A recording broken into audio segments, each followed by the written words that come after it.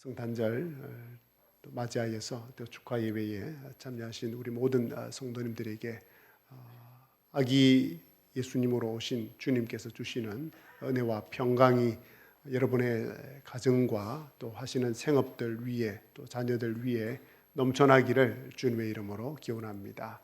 아멘. 우리 좌우에 계신 분에게 인사 한번 하도록 하겠습니다. 메리 크리스마스는 너무 많이 했으니까 좀 빼고 옆에 계신 분에게 주님의 이름으로 평안을 빕니다. 이렇게 한번 인사 나누시겠습니다. 네, 주님의 이름으로 평안을 빕니다. 주님의 이름으로 평안을 빕니다. 주님의 이름으로 평안을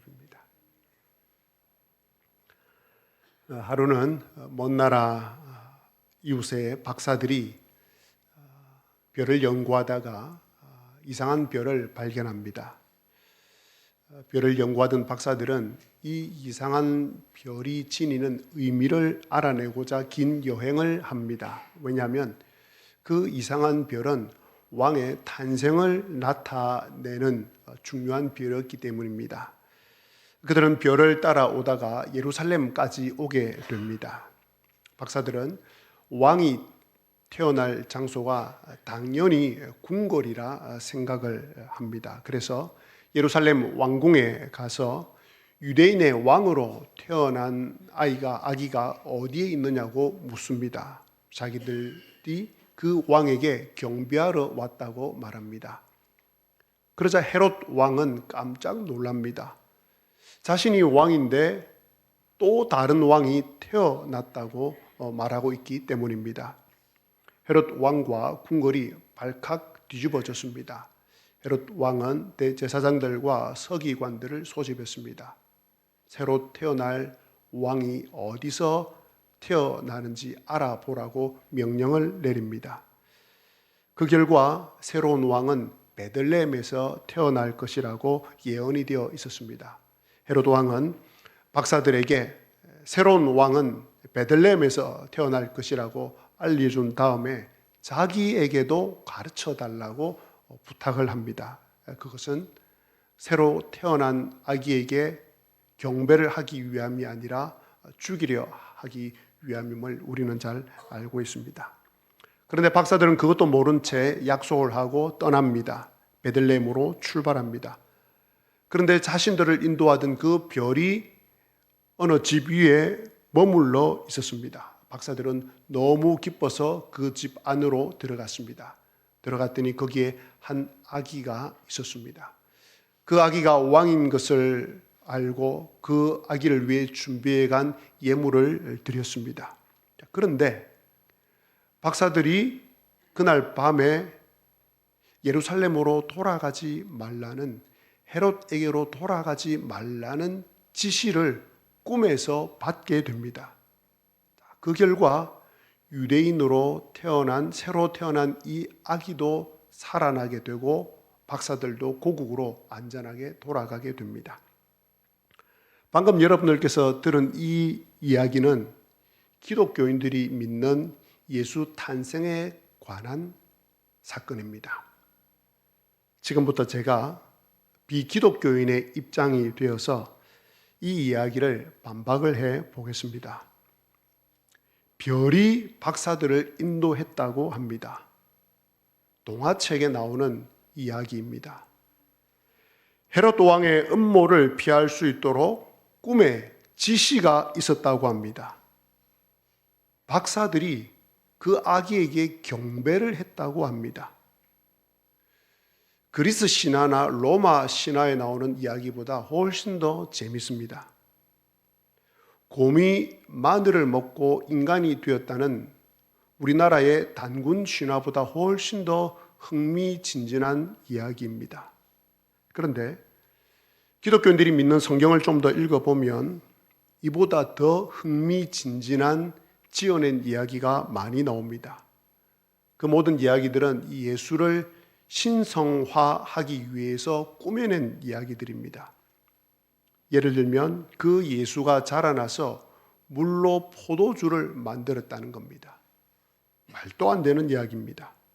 그 예수가 풍랑을 잠잠케 했다고 합니다. 그 예수가 물 위를 걸었다고 합니다. 그 예수가 죽은 자를 살렸다는 이야기도 있습니다. 심지어 그 예수가 죽은 다음에 다시 살아났다는 이야기도 있습니다. 이 모든 이야기는 말도 안 되는 이야기들입니다. 어떻게 이런 일들이 일어날 수 있겠습니까?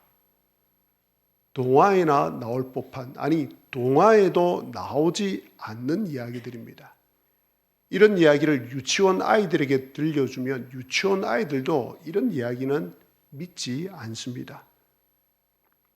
그런데 비기독교인으로서 한 가지 찜찜한 것이 있습니다. 그리스 신화나 로마 신화에 등장하는 그 신들이나 또 그 신들이 만들어내는 사건들을 실제로 믿는 사람들은 이 세상에 아무도 없습니다.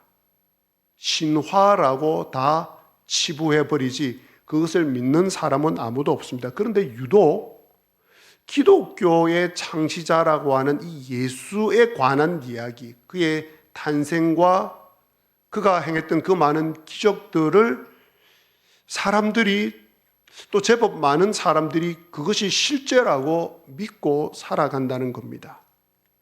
그러나 아무리 사람들이 그 일들을 믿는다 하더라도 예수의 탄생 이야기와 예수가 일으켰다고 하는 그 많은 기적들은 기독교인들이 꾸며낸 이야기에 불과합니다.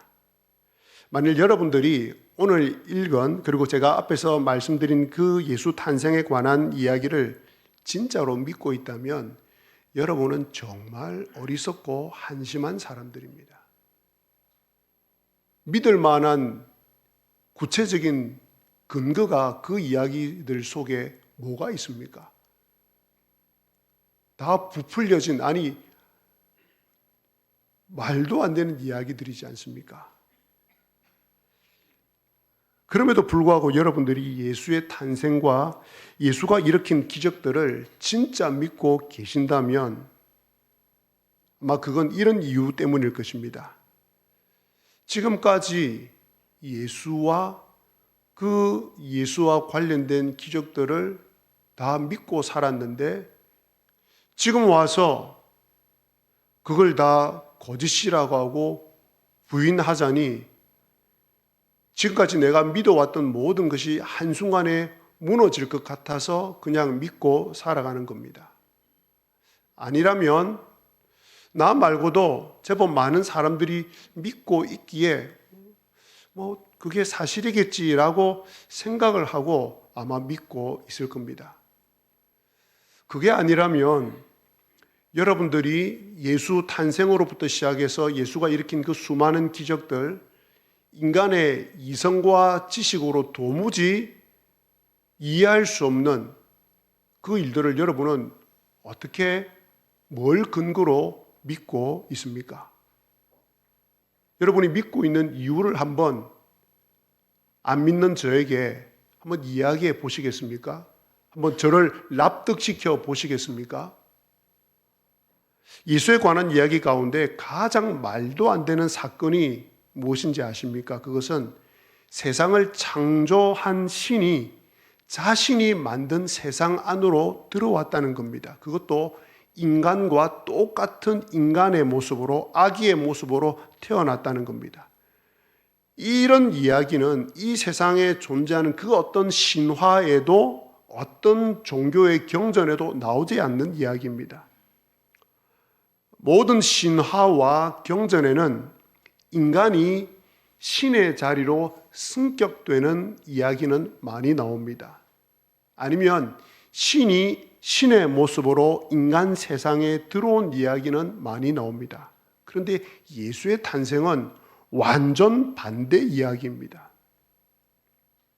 만약 기독교인들의 말대로 세상을 창조한 신이 이 세상에, 그것도 아기의 몸으로, 완전한 아기의 몸으로 태어난 것이 사실이라면, 완전한 신이 완전한 인간으로 태어난 것이 사실이라면 그것은 이 지구를 다 덮고도 남을 만큼의 큰 폭풍이 일어난 것과 똑같습니다.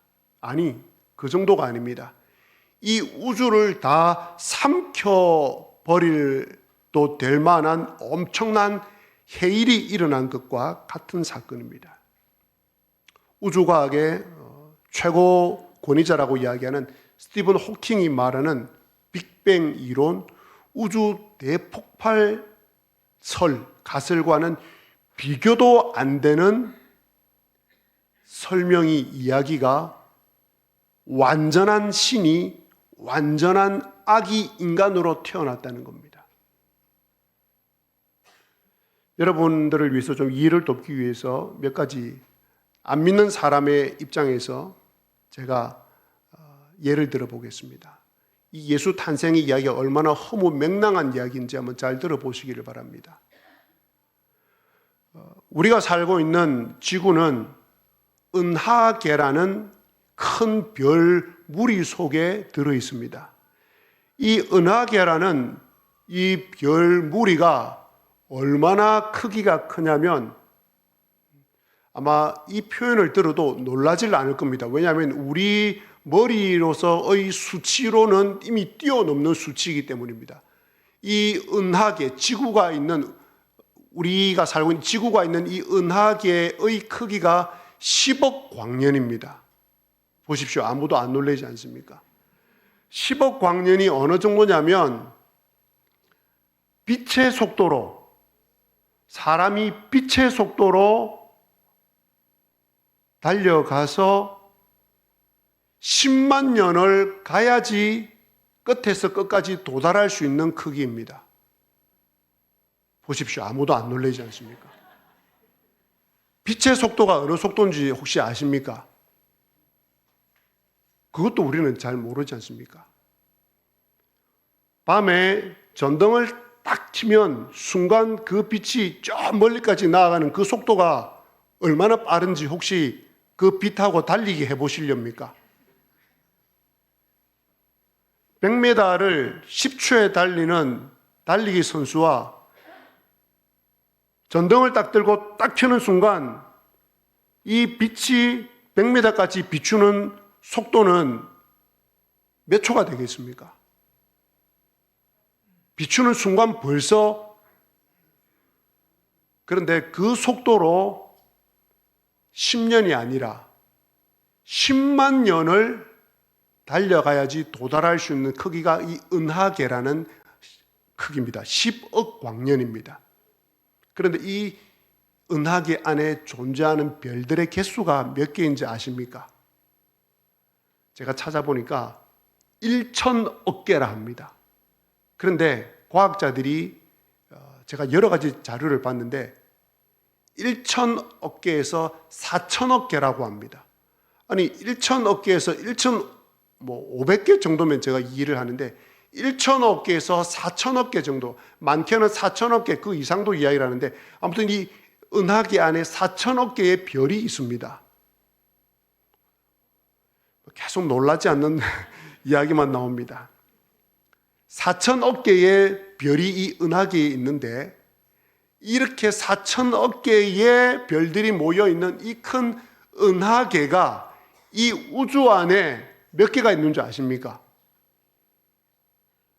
2조 개가 있답니다. 2조 개. 그것도 망원경으로 관찰한 것만 2조 개가 있다고 합니다. 그 다음은 안 보여서 모른답니다. 자, 그런데 이렇게 광활한 우주를 만드신 하나님이라는 분이 인간 아기로 태어났다, 지구에서 태어났다, 그것도 유대 마을 가운데 가장 비천한 마을인 베들레헴에서 태어났다, 그것도 처녀의 몸에서 태어났다. 야, 여러분, 이걸 믿습니까? 이런 말도 안 되는 이야기가 어떻게 가능하겠습니까?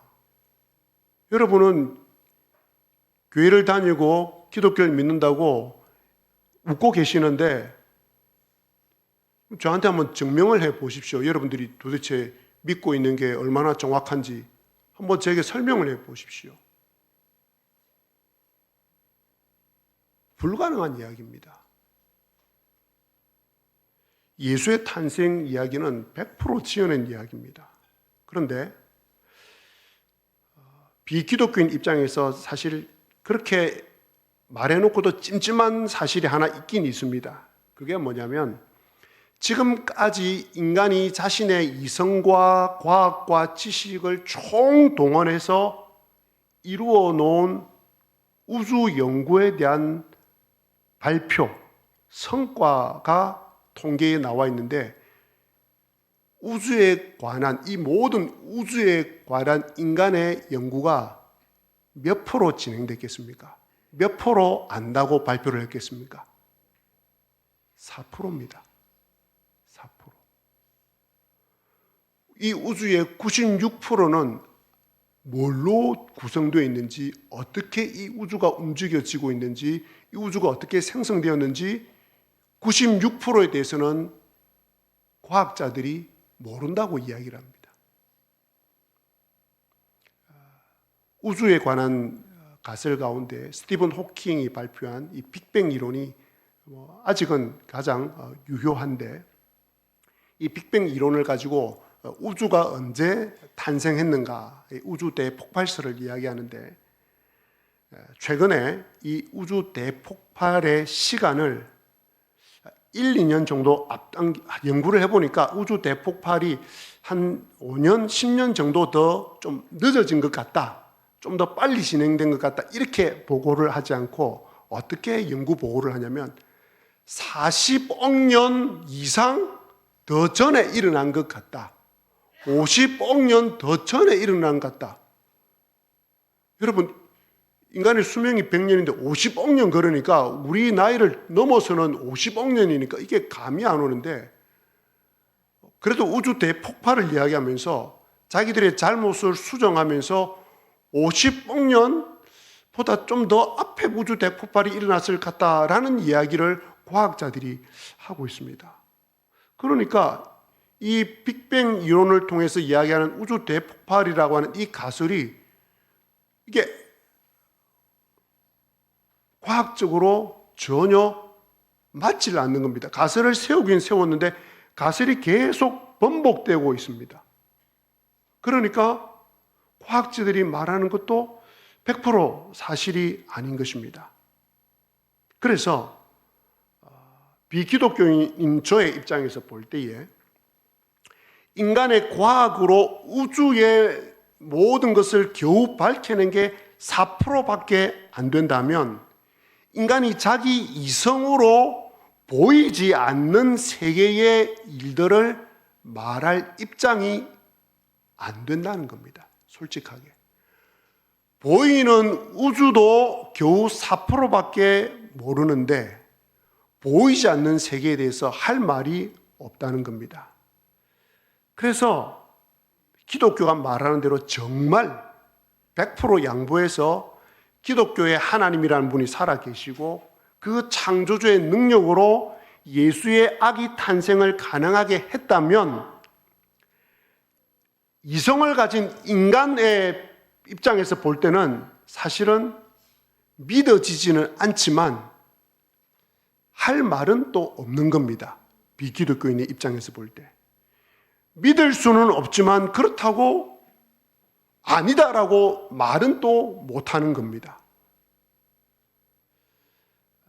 만약 참 하나님이 이 우주를 만든 참 신인 그 하나님이 인간의 몸으로 태어난 것이 진짜라면 이 우주 전체가 1초 아니 0.1초 만에 확 사라지는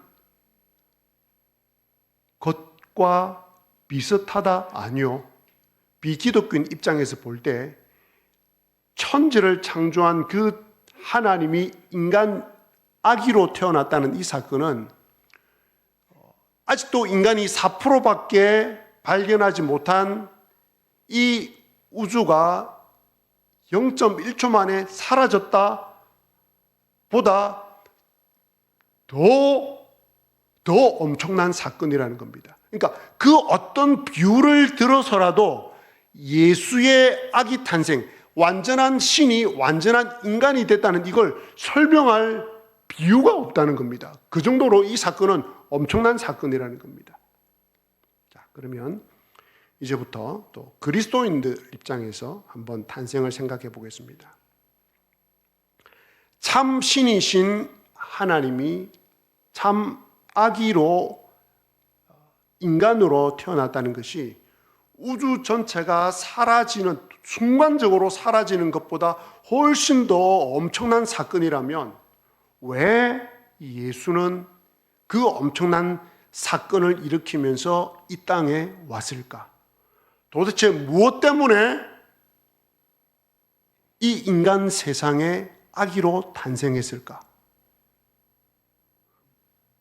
그 엄청난, 어떤 비유로도 설명할 수 없는 사건이 예수의 아기 탄생인데 왜 오셨을까? 굉장히 중요한 질문이 되거든요.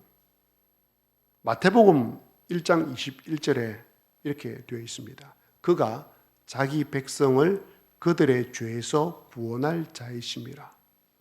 죄에서 자기 백성을 구원하시기 위해서 오셨다고 합니다. 마태복음 1장 23절에 보면 보라, 처녀가 잉태하여 아들을 낳을 것이요 그의 이름은 임마누엘이라 하리라 하셨으니 이를 번역한즉 하나님이 우리와 함께 계시다 함이라. 자막이 아직 준비 안 돼 있나 봅니다. 사람과 함께 하시기 위함입니다. 또 요한복음 3장 16절에 보면 하나님이 세상을 이처럼 사랑하사 독생자를 주셨으니 이는 저를 믿는 자마다 멸망하지 않고 영생을 얻게 하려 하심이라 라고 나옵니다. 영생을 얻게 하기 위해서 오신 것입니다. 정리를 해보면 참 신이 참 인간 아기로 태어나신 이유는, 오신 이유는 죄인된 인간을 죄로부터 구원하여서 영생을 주시기 위함이고, 이 땅을 살아가는 동안 그 인간과 함께하고 그 인간이 이 세상을 떠나는 날 영원토록 그 인간과 함께 하시기 위하여서 예수가 이 땅의 아기로 탄생을 한 겁니다. 자, 다시 앞부분으로 살짝 넘어가서 예수의 아기 탄생이 온 우주가 0.001초 만에 사라지는 것과도 비교할 수 없을 만큼 엄청난 사건이라면, 그래서 그 엄청난 사건을 등에 업고 예수님께서 탄생하신 목적이 인간을 죄로부터 구원하여 영생을 주시기 위함이라면 모든 인간은 죄로부터 구원을 받아야 됩니다. 그리고 영생을 얻어야 합니다. 그 예수가 이 땅에 온 목적이 임마누엘, 인간과 함께 하시기 위해서라면 모든 인간은 반드시 하나님과 함께 해야 됩니다. 그리할 때 인간의 참된 본질이 회복되는 것입니다.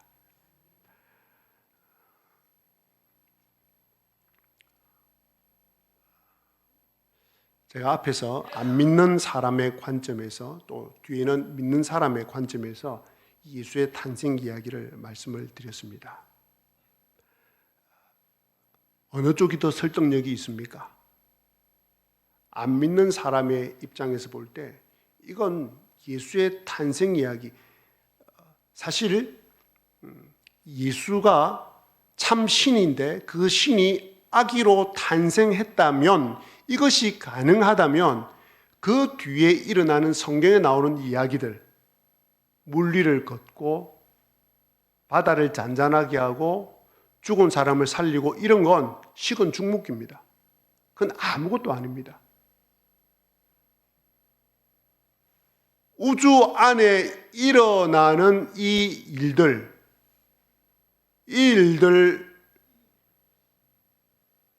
비교할 수 없는 탄생입니다. 그런데 이 탄생이 말이 안 되는 이야기지 않습니까? 그러면 여러분들께서는 안 믿는 사람들이 말하는 이것과 성경이 말하는 이것, 어느 것을 믿고 살아가십니까? 만약 여러분들께서 예수의 아기 탄생을 진짜로 믿으신다면 세상 사람들이 말하는 도무지 믿을 수 없는 사건, 우주 전체가 다 사라지는 것과도 비교할 수 없는 이 엄청난 사건을 만약 여러분들이 믿고 있다면 여러분은 이 예수 탄생을 믿는 사람에 걸맞는 행동이 있어야 되지 않겠습니까? 이 사실을 믿는 사람으로서 어떤 책임이 있어야 되지 않겠습니까? 그러면 그 예수 탄생을 믿는 그 믿음에 걸맞는 행동이 어떤 것이 있겠습니까? 속에서의 종교란에 당신의 종교가 무엇입니까? 기독교 라고 적는 것으로 끝나면 그건 아닌 것 같습니다. 훨씬 더 다른 행동이 있어야 되지 않겠습니까? 그것이 무엇이겠습니까? 예수 탄생을 믿고 그 예수의 뒤를 따라 걸어가는 사람으로서 그 예수를 닮아가는 삶의 모습이 있어야 되지 않겠습니까? 진짜 예수 탄생을 믿는다면 그 예수를 따라가는 그 예수를 믿는 사람들이라면 그 예수님의 뒤를 따라가는 사람들이라면 예수님께서 걸어가신 그 길을 따라 걸어가는 제자의 길이, 제자의 삶이 있어야 되지 않겠습니까? 자, 그러나 그 제자의 삶, 성품, 인격, 자, 이것이 예수의 탄생을 믿는 사람과 믿지 않는 사람을 정확하게 구분짓지는 못합니다. 오히려 예수님의 탄생을 안 믿는 사람들이 예수님의 탄생을 믿는 사람보다 훨씬 더 나은 성품과 인격을 가진 사람들도 많이 있습니다. 그렇다면 온 우주가 한순간에 사라지는 것보다 더 충격적인 사건인 예수의 아기 탄생을 믿는 사람이라면 성품보다 인격보다 더 확실한 뭔가를 보여줄 수 있어야 하지 않겠습니까? 저는 그것이 예수의 아기 탄생을 전파하는 것이라고 생각합니다. 만일 예수의 아기 탄생이 거짓이라면, 지어낸 이야기라면, 기독교인들이 말하는 그 성경에 있는 이야기, 한낱 그 이야기일 뿐이라면 아기 예수가 참신이 아기 예수로 이 땅에 왔다라는 그런 어리석은 행동은 결코 하지 않을 것입니다. 여러분들도 그렇게 하시겠지만 남들이 싫다고 하지 말라고 하는 행동을 하는 사람은 정말 바보고 어리석은 사람입니다. 남들이 욕하고 또 욕하는 걸 알면서도 욕을 들어먹어 가면서도 그 행동을 계속한다면 그 사람은 죄송한 이야기인데 병원에 가봐야 됩니다. 전도가 바로 그런 것입니다. 아기 탄생을, 예수의 아기 탄생을 전하는 전도가 바로 그와 똑같습니다. 안 믿는 사람들이 들으면 비웃습니다. 콧방귀 낍니다. 말도 안 되는 이야기라고 합니다. 그런 이야기를 진짜라고 다른 사람에게 전하고 다닌다는 건 그 사람이 정상적인 사람이라면 그건 불가능한 이야기입니다. 이성을 갖고 있는 사람이라면 그런 이야기를 실제라고 진짜라고 사실이라고 말할 수 없습니다. 그런데 신기하게도 놀랍게도 그리스도인이 되면 이 욕먹는 행동을 하고 다닌다는 겁니다. 이성적으로는 도무지 이해할 수 없는 이 일인데도 이 일을 한다는 겁니다. 제정신입니까? 제정신이 아니라는 말입니까? 제정신이 아니라는 겁니다. 나가면 예수 탄생을 이야기하면 계속 욕을 얻어먹는데 욕을 얻어먹으면서까지 이 일을 한다? 비정상적인 겁니다. 이성으로 이 일을 할 수 없다는 겁니다. 누군가가 시켜서 그 일을 한다는 겁니다. 누가 시켜서 그 일을 하겠습니까? 이성으로는 할 수 없는 일이에요. 누가 시켜서 하겠습니까? 자신의 마음속에 있는 성령 하나님께서 그 일을 시키는 거예요. 성령님이 계시니까 이게 욕을 먹어가면서도 이 일을 하게 된다는 겁니다. 한 4년 전에 하나님 곁으로 가신 저의 어머니가 요양원에 계실 때 제가 어머니를 찾아뵈러 갈 때에 어머니에게 인사드리고 난 다음에 그 층에 있는 다른 호실에 있는 할머니들에게 제가 인사를 드렸습니다. 그러면서 그 어머니들에게 예수님을 전했습니다. 예수님 믿고 천국에 가자고. 이제 돌아가실 때도 다 되신 것 같은데 얼마 남지 않으신 것 같은데 예수님 믿고 이제라도 천국에 들어가시면 정말 좋겠다고 이야기를 했습니다. 그러자 다른 분들은 좀 수긍을 하는데 한 할머니는 제가 가서 이야기를 할 때마다 똑같은 이야기를 합니다. 천국? 지옥? 그런 게 있나? 다 꾸며낸 이야기지. 그런 거 없어. 죽으면 그만이지 뭐. 어떻습니까? 우리도 그렇게 생각하면서 살아가면 안 될까요? 그러면 전도에 부담 가질 필요도 없고 그저 훌륭한 인격 수양하며 살아가면 되고 좋은 일 많이 하면 되고 나름 의미도 있고 괜찮지 않겠습니까? 어제 12월 24일 새벽에 전도팀 몇 분과 함께 거원 아파트 정류소 그리고 우리 교회 앞 정류소에서 하나오션으로 출근하는 분들에게 성탄절 선물을 준비해서 전달해드리면서 메리 크리스마스라고 인사를 했습니다. 그리고 좀 몇 개 선물이 남아서 오늘 아침 저희 집 사람하고 교회 앞에 정류소에 또 나가서 6시 15분에 오는 차를 기다리고 있는 분들에게 다 전달을 해드렸습니다. 아주 기쁘게 잘 받아주시더라고요.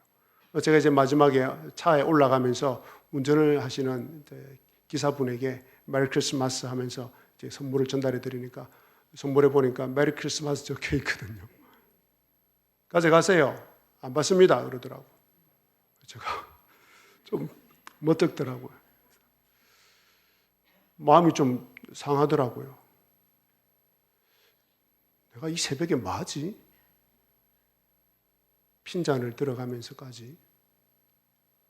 어제 새벽에 전도팀의 사람들, 그 사람들 정상적인가? 그 깜깜한 새벽에 나와서 메리 크리스마스라고 인사하고 멀쩡한 정신을 가진 사람이 그게 가능하겠습니까?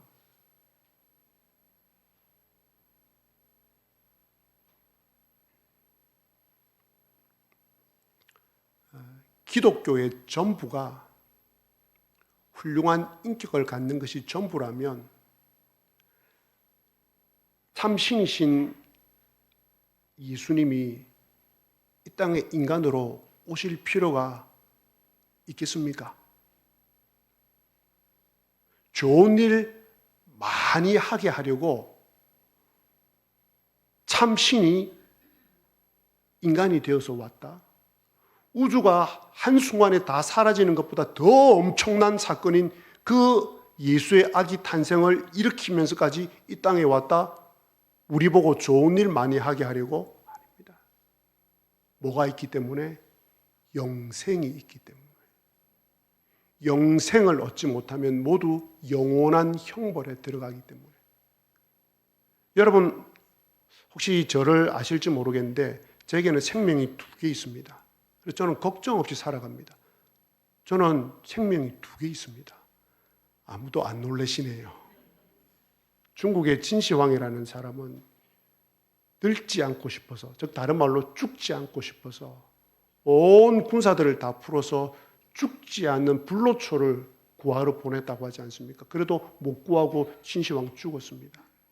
저는 생명이 두 개 있어서 까딱없습니다. 죽어도 저는 또 하나 생명이 또 있습니다. 여러분, 이 영원한 생명이 없다면, 그래서 죄로 말미암아 죽을 수밖에 없는 인간이 그 죽음으로서 끝나는 것이 아니라 영원한 생명이 있기에, 영원한 나라가 있기에, 그 영원한 나라에서 모든 사람들이 영원토록 하나님과 함께 살아야 되는 이 일이 있기 때문에 참신이신 예수님이 참 인간으로 이 땅에 오셔서 인간들을 위해서, 인간들의 죄를 위해서 대신 죽으신 것입니다. 유대 땅 베들레헴에 태어난 예수님은 결코 성인이 아닙니다. 하늘과 땅을 갈라놓으신 분이요, 천국과 지옥을 갈라놓으신 분입니다. 헤롯 왕이 죽이려고 했고 예루살렘 성이 소동했고 대제사장들과 서기관들이 조롱했던 그 예수 그리스도는 종교의 창시자가 아니라 유일한 진리 그 자체입니다. 동방 박사들로부터 경배를 받은 예수는 그냥 한 왕이 아니라, 유대인의 왕이 아니라 온 우주의 왕이십니다. 그 온 우주의 왕이신 예수님이 이 세상에 아기로 탄생하신 목적은 모든 사람들의 죄를 용서해 주시고 그를 구원하여서 그와 함께 이 땅을 살아가며 이 땅을 떠난 날 영원토록 하나님과 함께 하도록 하기 위함입니다. 이 모든 이야기가 진리라는 것을 여러분 믿으십니까? 세상 사람들이 그런 여러분을 향해서 바보야, 왜 그래 어리석어 라고 할 때도 여러분들은 변함없이 이 진리를 믿고 살아가시겠습니까? 욕하는데요, 계속해서 어리석다고 놀릴 텐데요, 그러면 그냥 우리끼리 모여서 고요한 밤, 거룩한 밤, 찬반가운 신도여 우리끼리 모여서 노래 부르면 되지 않겠습니까? 그래서 C.S. 루이스는 이런 말을 합니다. 폭풍우가 다가오고 있는데 개구리들은 자기들끼리만 모여서 개굴개굴하고 있다고. 그걸 그리스도인들의 삶에 비추어서 이야기를 했습니다. 폭풍우가 다가오고 있는데, 주님의 재림이 다가오고 있는데 기독교인들은 자기들끼리 모여서 예수님 찬양, 예수님 찬양 하고만 있다는 겁니다.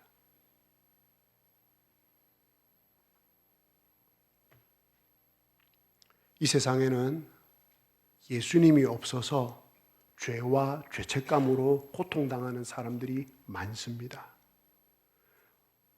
예수님을 믿는 사람들을 제외하고는 모든 사람들은 이 죄의 결과인 죽음을 두려워하고 살아갑니다.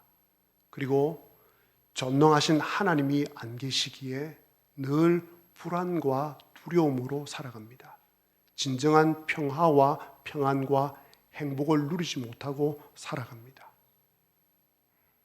아기 예수님이 그 마음속에 없기 때문입니다. 만약 여러분들께서 이 땅에 인간으로 오신 참신이신 예수 그리스도를, 그 이야기를 진실로 믿으신다면 다음에 찬양 가사가 들려질 때에 여러분의 주먹에 힘이 들어갈 겁니다. 그리고 팔뚝에 힘줄이 생길 것입니다. 가슴에 안타까움이 생길 것입니다. 제가 찬양 가사를 읽어드리겠습니다. 매일 스치는 사람들, 내게 무엇을 원하나? 공허한 그 눈빛은 무엇으로 채우나? 모두 자기 고통과 두려움 가득 감춰진 울음소리 주님 들으시네. 자막을 좀 띄워주시면 감사하겠습니다. 마지막 자막입니다. 다시 한번 읽어드리겠습니다. 매일 스치는 사람들, 내게 무엇을 원하나?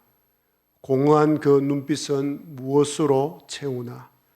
모두 자기 고통과 두려움 가득 감추어진 울음소리 주님 들으시네. 캄캄한 세상에서 빛으로 부름받아 잃어버린 자들과 나누라고 하시네. 주의 사랑으로만 사랑할 수 있네. 우리가 나눌 때에 그들 알겠네. 그들은 모두 주가 필요해. 깨지고 상한 마음 주가 여시네. 그들은 모두 주가 필요해. 모두 알게 되리 사랑의 주님. 아멘. 기도하시겠습니다.